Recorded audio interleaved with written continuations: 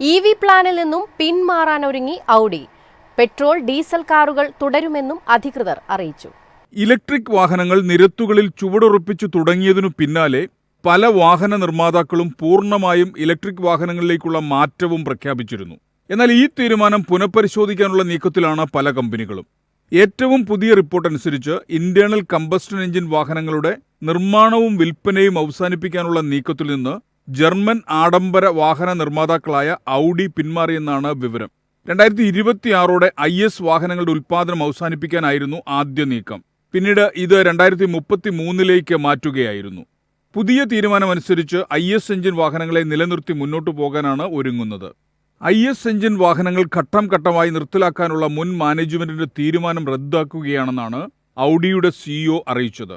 പ്രതീക്ഷിച്ചതിലും കുറവ് സ്വീകാര്യതയാണ് ഇലക്ട്രിക് വാഹനങ്ങൾക്ക് ലഭിക്കുന്നതെന്നാണ് ഔഡിയുടെ വിലയിരുത്തൽ. അതുകൊണ്ട് തന്നെ IS എഞ്ചിൻ വാഹനങ്ങളെ ഒഴിവാക്കി മുന്നോട്ടു പോകുക പ്രയാസമാണെന്നാണ് വിലയിരുത്തൽ. 2026 വരെയുള്ള IS engine, plug in hybrid electric സംവിധാനങ്ങൾ എന്നിവ ഔഡി വികസിപ്പിച്ചിട്ടുണ്ട്.